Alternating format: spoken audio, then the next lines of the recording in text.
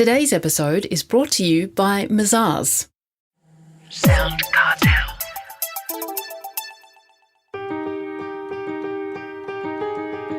From SoundCartel, I'm Nicole Goodman, and this is Business Essentials Daily.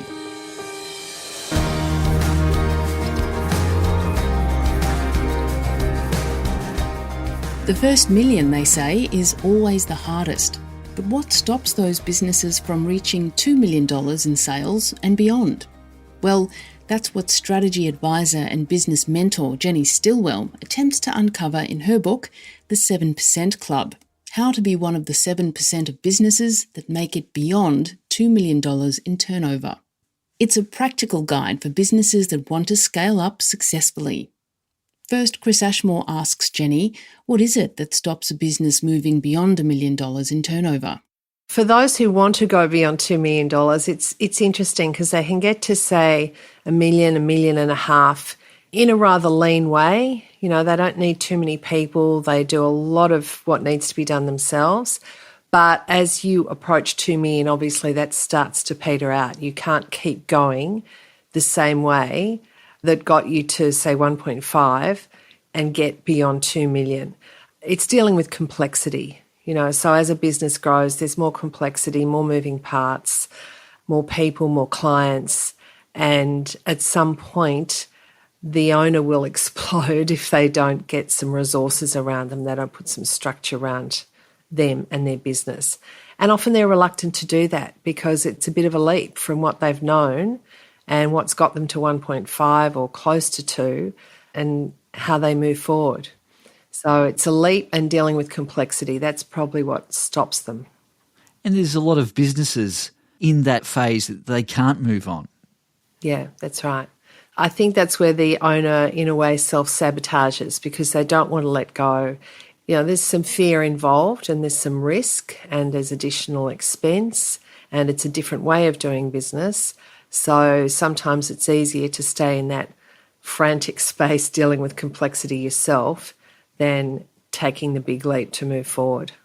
So how does a business get beyond that $2 million in turnover? I understand you have a framework which identifies 3 obstacles to overcome. Can you walk us through each one? And the first one is simplify and structure. Yes. This is the stage where they need to put structure into their business. So they don't really know anything about the numbers. They might get a P&L, but sort of a month after. So they're always sort of running behind.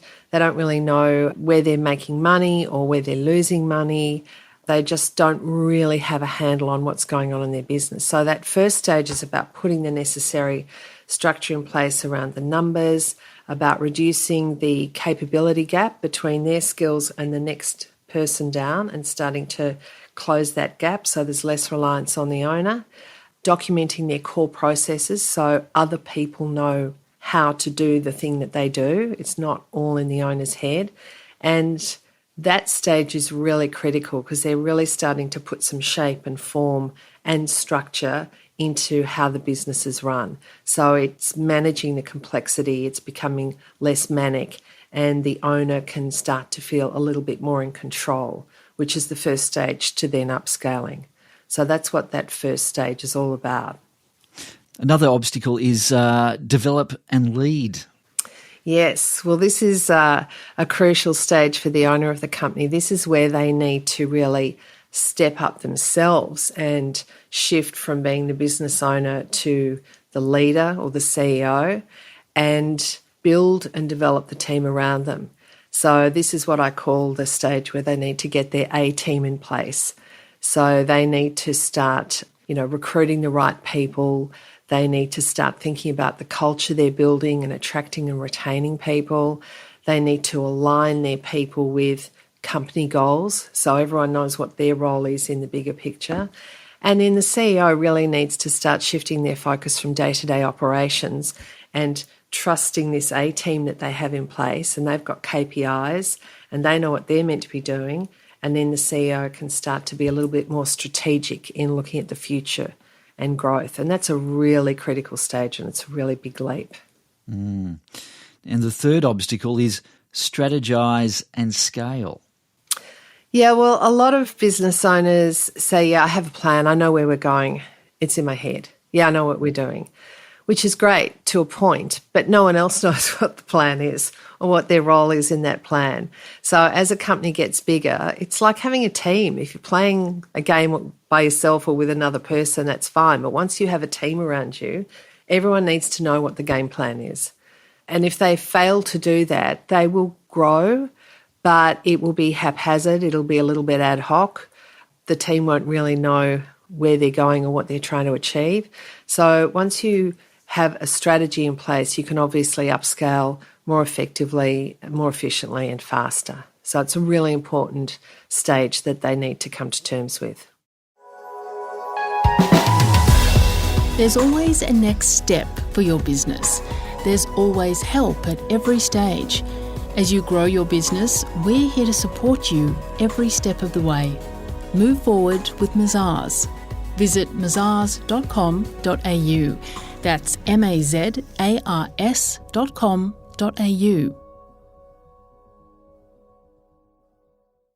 What sort of difficulties do you recognise that owners must deal with when they're growing their company?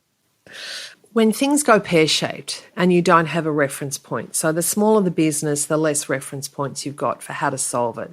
So you might lose a major customer, or a key person in your team resigns, or suddenly you've got some cash flow problem that you didn't see coming, or you get an invoice that you didn't factor in. You know, all sorts of things can happen, and they will happen. You can be assured of that. But it's just about, once you've got over the initial shock, you really have to assess, okay, what's happened? What are all the facts? What do I know about this? What are our options? What can I do? What do I need to address? And, you know, those things will happen, but as you become more experienced, you'll have more reference points for dealing with them. But, yeah, you can't stick your head in the sand. You have to front them, and you have to know that you'll get through them. Now, you've outlined the keys to overcome certain things, but what would you say are the keys to upscale successfully? Well, you really need those strong foundations. So, you know, being all over the numbers is critical. You have to know the numbers in your business. You've got to have the right people around you. And it doesn't mean overextending with expenses and having a lot of people. You've just got to have the right people. And your business needs to run efficiently, so you need those strong core processes. So that's the basis of strong foundations. You really need the capable team. You need the strategy so everyone knows the game plan and can move in the same direction, and you can reevaluate that each year. And then the other thing I call an enabled culture. It's really where you've got all those things in place and you've got the right people, and everyone is working toward the same outcome, and the company is working well, the company is upscaling, getting results, and the team is working well together. So that's the ideal outcome. Let's say you've achieved that as a business, you've achieved the $2 million goal of turnover. What then? How do you get to $5 or $10 million? Is it a different thing? It's a really great question. It's the same thing. So all the things that we've talked about are the things that need to be in place if you're serious about your business. If you really want to grow it, you have to have these things in place.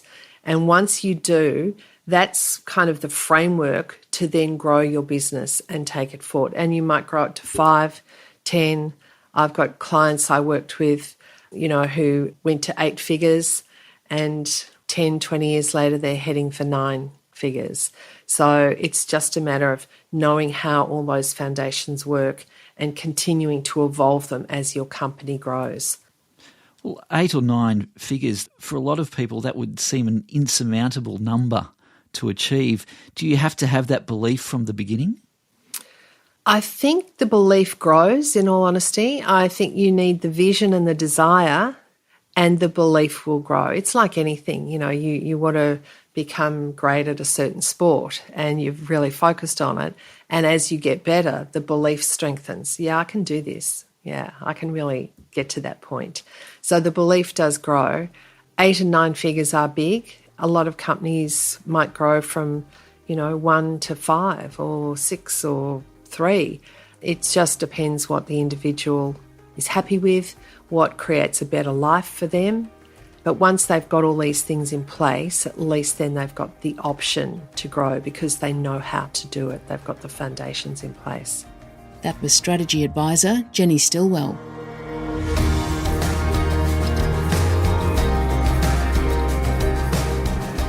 This episode of Business Essentials Daily is produced by the team at SoundCartel. Thanks for listening. I'm Nicole Goodman. We'll bring you more Be Daily tomorrow. Follow at BE Daily Podcast across social media and head to bedaily.com.au for more from the Business Essentials Daily podcast. SoundCartel. This episode was brought to you by Mazars. To find out more, visit mazars.com.au. That's mazars.com.au.